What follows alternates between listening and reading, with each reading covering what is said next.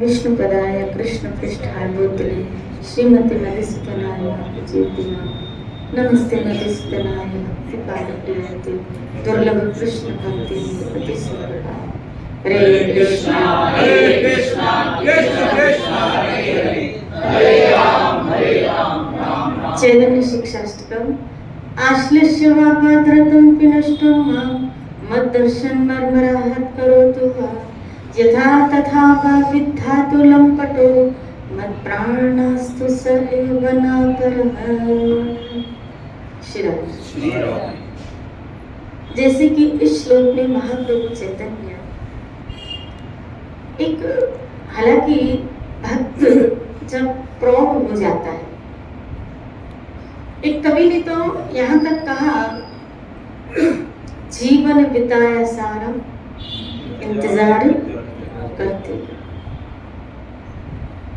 कभी आ भी जाओ मोहन यूं ही राह चलते। कवियों ने तो अपने भजनों में यहाँ तक गाया कि प्रभु आपकी भक्ति में हमने पूरा जीवन निकाल दिया। यहाँ तक कि अभी हमने भजन गाया कि हे लाडली सुध ले जाए। जब कोई जीव अपना जीवन, कोई भक्त अपना जीवन इस आध्यात्मिकता में श्री कृष्ण की शरणागति में, भक्ति में बिताता है, तो जिसके लिए उम्र भर सुना होता है, उसको कभी उसके मन में एक वांछा भी जागृत हो जाती है कि कभी उसको देखेंगे, कभी उसको देखे भी।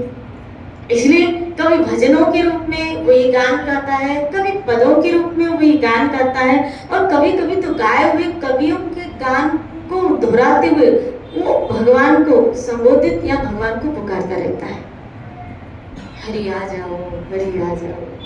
क्यों? क्योंकि एक अंदर पिपासा जागृत कि इसके लिए, जिसके लिए इतना सुन रहे हैं उसको कभी देखे। अच्छी बात है, लेकिन यहाँ ही तो हमें भक्तों के संग की आवश्यकता है कि जब पता चले कि भक्ति की वास्तविक उच्चतम अवस्था इससे भी थोड़ी आगे है, इससे भी 2 कदम आगे है। श्यामा जी मुझ पे उपकार कर दो, अपनी ही भक्ति का मुझको वर दो। अगर भक्ति चाहिए तो फिर हाईएस्ट ही मांगो। अगर मांग ही रख रहे हो कोई चीज की तो टॉप की ही मांगो, भले पहुंचे ना पहुंचे, लेकिन मांग तो फिर टॉप की रखो। देखो, खरीद सके ना सके चीज तो अच्छी सोचे।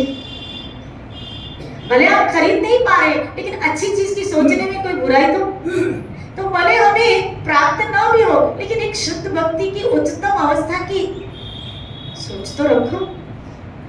लेकिन पता तो चले कि वो उच्चतम अवस्था है भी क्या, कौन सी है। ये श्लोक महाप्रभु चैतन्य जो कह रहे हैं, क्या मत दर्शन मरमराहत करो तुम, भले मुझे दर्शन मत दो, मरमराहत मुझे अधमरा कर दो। मरमराहत, भले मैं आपके लिए तड़प रहा हूँ, मर रहा हूँ, और भले आप मुझे दर्शन, मैंने कहा यहाँ तो भक्तों ने गाया, मुझे दे दर्शन गिरधारी रे, तेरी सांवली सूरत पे मैं वारी रे। कई कवियों ने कई भजनों में गाया, ऐसा गान किया। कभी तो कई भजनों में कई कवि ने भगवान को टॉन्ट भी किया, टॉन्ट भी किया। श्री राधे बोले। आप देखो नरसिंह मेहता का एक पद है, नरसिंह मेहता, उनका तो कहा वो भक्ति की बहुत उच्चतम अवस्था। एक पद में नरसिंह मेहता कहती, क्यों शबरी तेरी मासी लगती है। वहां गया था, उन्होंने पुकारा तो शबरी तेरी मासी लगती है। और प्रहलाद नरसिंह रूप लेंगे, मैं बुला रहा हूं तो आ नहीं रहा। श्री राधे बोले। और उन्होंने बोला, क्यों वो तेरे रिश्तेदार सगे भाई बंधु लगते हैं क्या, सगे रिश्ते। ऐसे एक एक रिश्ते का नाम लेके एक भक्त के लिए संबोधित किया है नरसिंह मेहता ने, कि ये भक्त ये लगता है क्या तेरा, ये भक्त ये लगता है क्या तेरा, और मैं क्या वो क्या बोलते, सौतेली औलाद क्या तेरी। श्री राधे बोले, बोलो ना श्री राधे। जब मैं बुला रहा हूँ तो आ नहीं रहा।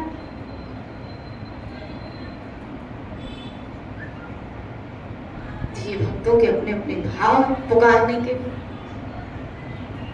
लेकिन महाप्रभु ने जो हम सबों को भाव की उच्चतम धारा समझाई वो कुछ अलग है।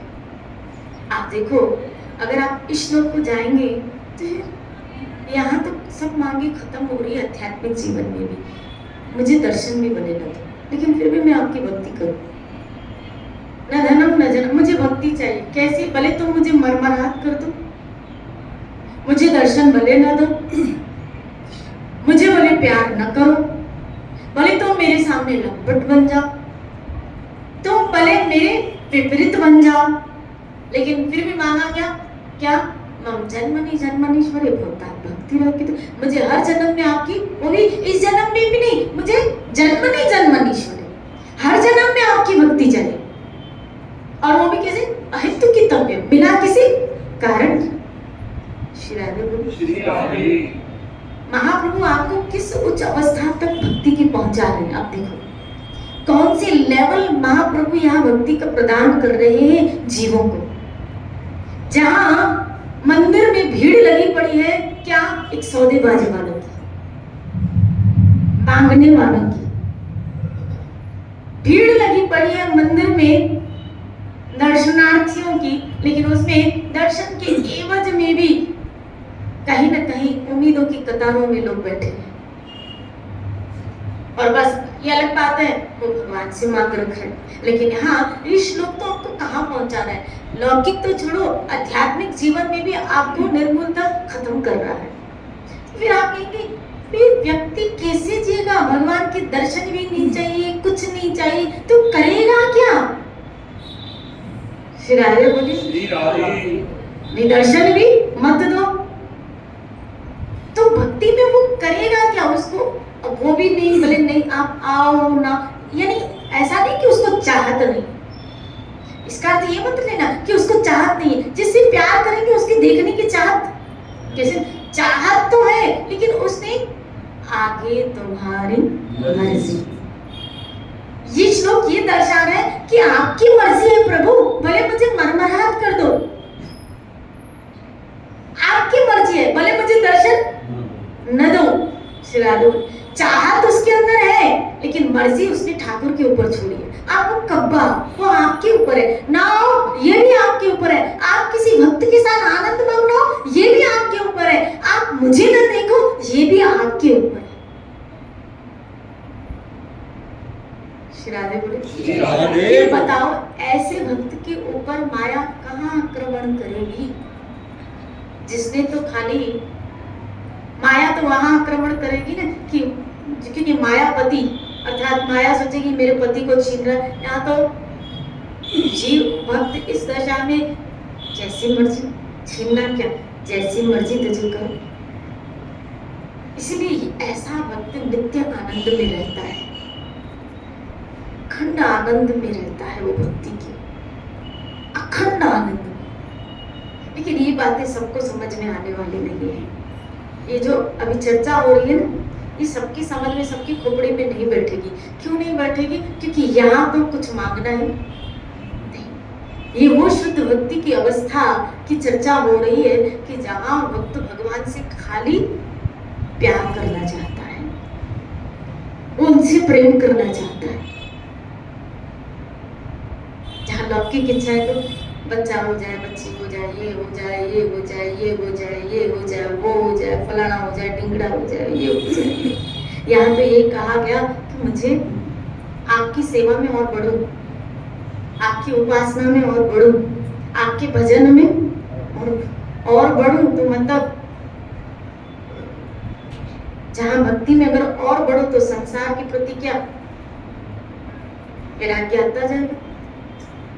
क्योंकि शुद्ध भक्ति आपको भौतिक भोगों के प्रति क्या पूछती है? कौन भोगों को छोड़ना चाहता है? कौन छोड़ना चाहता है? श्री राधे बोलिए ना, कहने की बात है, हम भी बोलते हैं उनसे। जैसे किसी वेदास जी का कभी कभी में पद गाते हैं हम कि साची प्रीत जो तुम संग जो सबन सो तोड़ी, झूठ बोलते। ये तो रविदास जी महाराज बोल रहे हैं, उनके साथ लागू है। रविदास जी महाराज के साथ लागू है, क्योंकि उन्होंने ऐसा किया भी था, उन्होंने ऐसा करके भी दिखाया। हमने क्या किया है? हम तो फिर खाली पदों को खाली दोहरा देते हैं, लेकिन हम तो 1 घंटे से ज्यादा भी समय संसार को छोड़ नहीं पाए। श्री राधे बोले,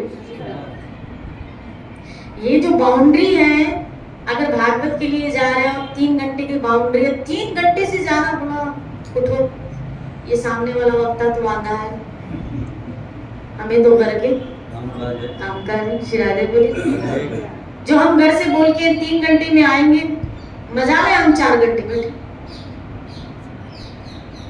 अगर हम अभी सत्संग में बोल के हम 1 घंटे में बजा ले, हम 2 घंटे बैठे। श्री राधे बोले, और हम आप लोगों की मजबूरियां समझते हैं, इसलिए हम 1 घंटे से ज्यादा आपका टाइम लेते नहीं, क्योंकि मुझे पता है फिर उठना धीरे धीरे से चालू हो जाएगी, क्योंकि उनकी जिम्मेदारियां उनको बुलाती है, आओ आओ। जॉब बोलती है मेरे पास आओ, दुकान बोलती है मेरे पास आओ, घर बोलता है मेरे पास आओ, इधर भगवान बोलता है मेरे पास आओ, ठाकुर भी बोलता है मेरे पास, कहा ना माँ मेकम शर्म मेरे पास आओ, अर्जुन मेरे पास आओ। जीव के लिए ये भी तो आ गया मेरे पास, ठाकुर भी तो आपको कह रहा है मेरे पास। हाँ आएंगे ना ठाकुर, आएंगे फ्री होके आएंगे, सारी जिम्मेदारियों से निपटा के। श्री राधे बोली, सारी जिम्मेदारी से, और ये जिम्मेदारी तो कभी खत्म होने वाली। शरीर खत्म हो गया, शरीर खत्म हो जाएगा, शरीर की जिम्मेदारियां कभी खत्म नहीं होने वाली। शरीर खत्म, और धीरे धीरे हमारा खत्म हो रहा है, शरीर खत्म होता जा रहा है, जिम्मेदारियां दिनों दिन बढ़ती जा रही, शरीर खत्म होता जा रहा है, एक डेथ की तरफ हम जा रहे हैं, एक मौत की तरफ हम जा रहे हैं, लेकिन जिम्मेदारी तो दिनों दिन बढ़ती जा रही। श्री राधे बोले, बोलो श्री राधे। कितने मूर्ख लोग हैं, इसलिए ये बातें किसको समझ में आएगी कि कुछ भी नहीं चाहिए। ये किसको समझ में आएगा कि कुछ भी नहीं चाहिए, यहाँ तो हमको सब कुछ चाहिए। वो कवि ने कहा ना, सुख भी हो सारे पर याद हो इशारा। श्री राधे बोलो, मैं ऐसा भक्त हूँ, हालांकि मैं इस भजन में ऐसा करती हूँ, दुख हो या सुख हो पर याद हो इशारा, लेकिन कवि ने ऐसा कहा, सुख भी हो सारे पर याद हो इशारा। श्री राधे बोले, सुख भी हो सारे, क्योंकि मैं ऐसा हूँ प्रभु कि बिना अगर दुख आया ना, ये जो सुख आपने दिए हैं, मेरे प्रारब्ध कर्म अनुसार अगर सुख मिले भी है, सुख अगर मिले भी है, आए भी है, और अगर ये चले जाएंगे तो हम अभी जो कर रहे हैं ना, शायद वो न करें, शायद वो न करें। राधे गोविंद। क्या अगर ये हमसे लिए जाएंगे, आज तो दिए आज तो दिए, लेकिन क्या अगर लिए जाएंगे, अपनी भक्ति को इतना प्रौढ़ कर दो, सुन सुन के इतना प्रौढ़ कर दो, क्या अगर कल ये लिए जाएंगे, तो अगर कल ये लिए जाएंगे फिर भी हम भजन नहीं छोड़ेंगे, फिर भी हम उसकी सेवा नहीं छोड़। आज तो दिए गए, शुक्र करो, धन्यवाद, लेकिन अगर कल ये नहीं दिया तब भी आपका धन्यवाद निकले। कल ये चीजें हमारे पास अगर नहीं भी हो तब भी हमारा देखो, सत्संग इसीलिए कि जो होने वाला होता है उसके लिए पहले आपको आगाह किया जाए, पहले आपको समझाया जाए, क्योंकि ये जीवन के भोग तो सतत कभी रहने वाले नहीं है। अगर रहते भी है तो फिर शरीर भोगने के लायक नहीं रहता, तो भोग होते भी है तो भी हम उनको भोग कहाँ पाते हैं। आज हम में से कई ऐसे लोगों के पास ऐसी ऐसी चीजें हैं जो पहले की रखी हुई है, लेकिन हम इसका उपभोग नहीं। हो सकता है किसी के पास रियल डायमंड्स का नेकलेस हो, रियल डायमंड्स के उसके पास कंगन हो, कहाँ पहनती हो बताओ? कौन रखे हुए? अलमारी रखी हुई, और बहू आती है तो फिर उसको नहीं करती, तो अभी सब तुम लोगों का ही। या कभी कभी घर की ऐसी परिस्थितियां आती है तो आप खुद से ही निकाल के दे देती हो, पहना भी नहीं होता खुद से निकाल के दे देती हो, ये लो आप यूज कर दो। शिरारे बोले, बोलो ना शिरारे, बोलो ना शिरारे।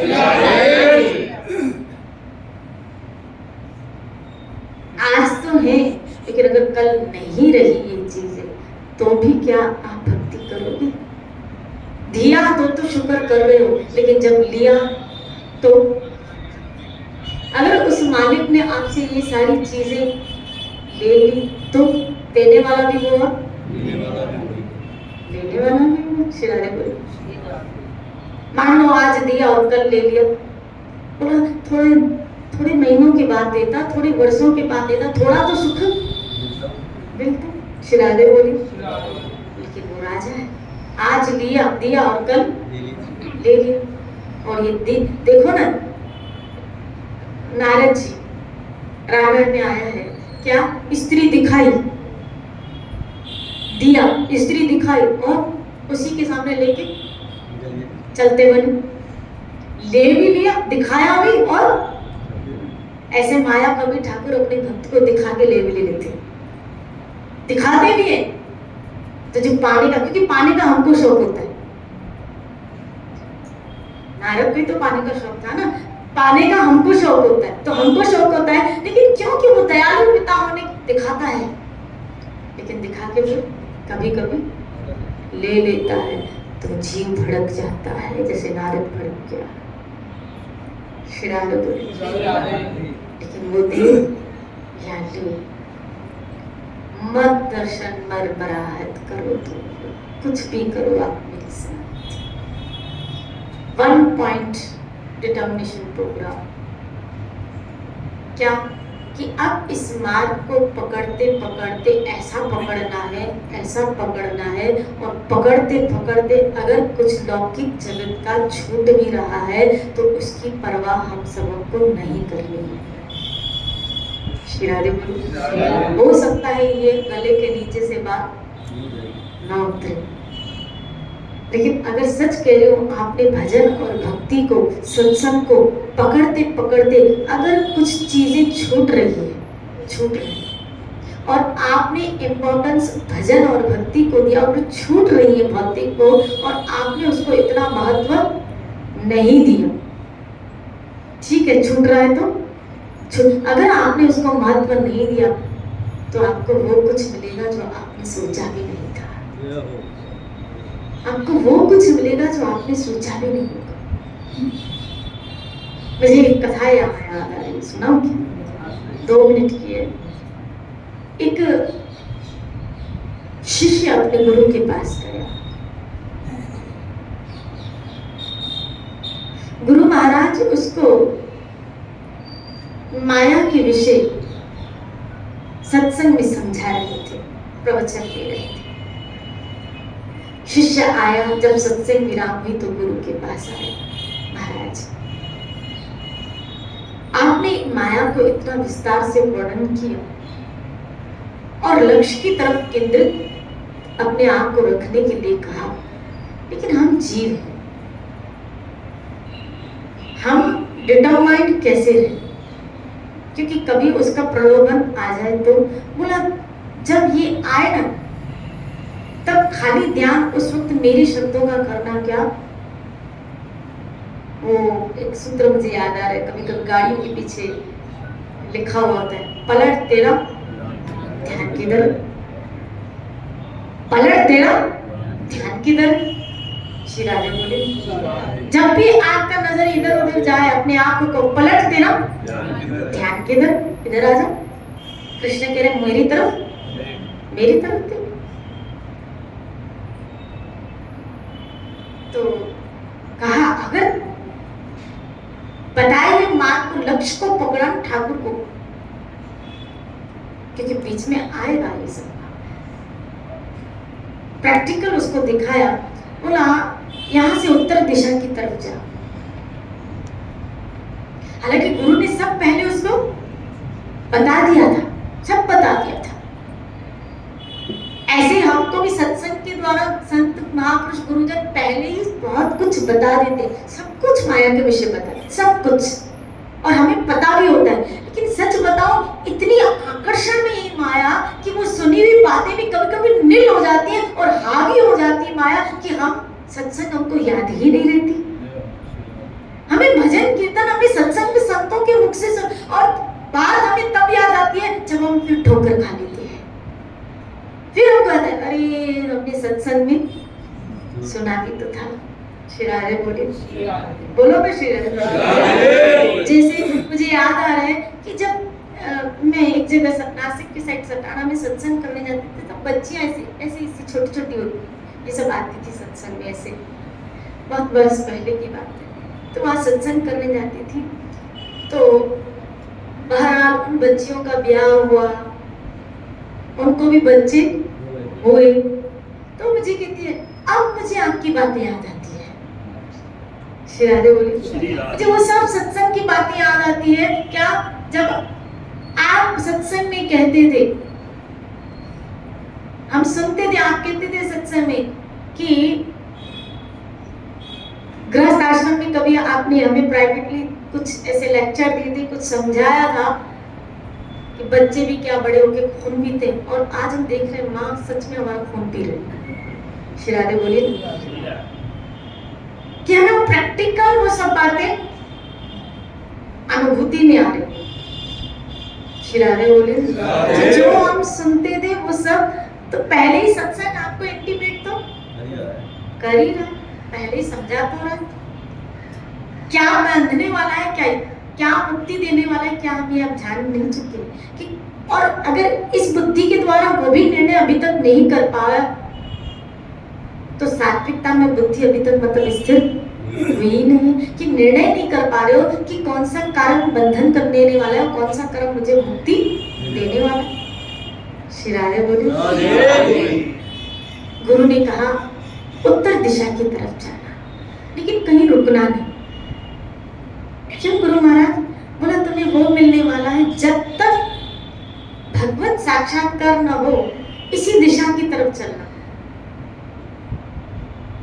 एक वृक्ष आएगा, उसके नीचे ठाकुर जी खड़े होंगे, इस बीच कहीं भी रुकना नहीं, कहीं भी रुकना नहीं, खाली उत्तर दिशा की तरफ चलते जाओ। ठीक है, अब ये चलता गया, चलता गया, चलता गया, चलता गया, बहुत सारी नदियां पर्वत आ रही है। बोला रुकना नहीं जब तक कृष्ण नहीं आ जाए, यहीं से मिलेंगे तुझे, इसी रास्ते से मिलेंगे। लेकिन वहां एक गुफा है, एक खान आई, खान जो चांदी की थी, जिसमें बहुत पूरा उस खान में चांदी ही चांदी, चांदी ही चांदी। और वो देख के उसकी आंखें चकाचौंध, क्योंकि हर जगह चांदी, इतनी चांदी देख के बोला मैं तो लपट हो जाए। श्री राधे बोली, लेकिन फिर एक शब्द याद आया, पलट तेरा ध्यान की तरफ। श्री राधे बोले, बोला नहीं नहीं, आगे चलना चाहिए, गुरु महाराज ने कहा था कहीं रुकना। फिर आगे बढ़ा, आगे बढ़ते बढ़ते अब एक सोने की खान है। अब तो इसकी लार टपकने लगी सोना देख के, क्योंकि सोना देख के वैसे ही सबकी लार टपकती। श्री राधे बोले, सोने की खान, चारों तरफ सोना है, वो पूरा पहाड़ सोने का। जो गुरु ये दिखा सकता है, तो सोचो गुरु आपको क्या क्या। श्री राधे बोले, फिर आया शब्द याद है, पलट तेरा ध्यान किधर है। फिर आगे बढ़ा, अब तो हीरे की खान है। मन में आया, चांदी छोड़ा तो सोना मिला, सोना छोड़ा हीरे की खान। अब तो ये, अगर मैं तो खरबपति बन गया और मैं किसी को नहीं बताऊंगा ये मैंने देखा है, घड़ी घड़ी इस जगह आऊंगा और ये सब लूट के ले जाऊंगा।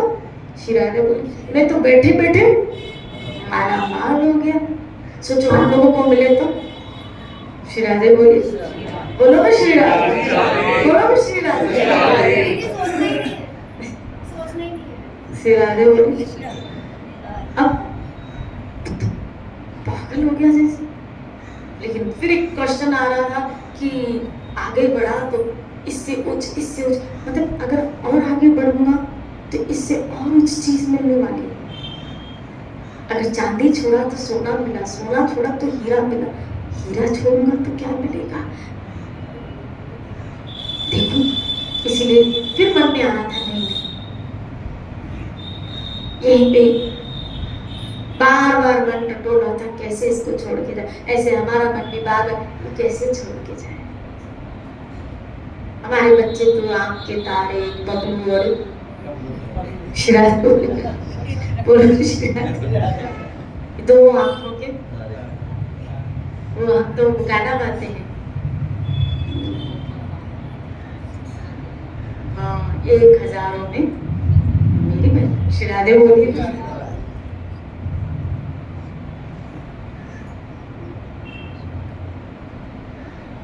आगे बढ़ता जब आगे पहुंचा तो एक वृक्ष के नीचे ठाकुर जी पंछी बातें खड़े थे। और जैसे ही उसने ठाकुर जी को देखा तो उसकी आंखों से आंसू बह गए। वो ठाकुर के चरणों में गिर गया। तब वहां गुरु प्रकट होते और कहते मैं तुझे ये देना चाहता था, अगर तू वहीं रुक जाता तो चांदी पे, अगर तू सोने पे ही रुक जाता तो, अगर तू हीरे की खान में तो तू यहाँ तक पहुंच पाता। शिरादे बोली।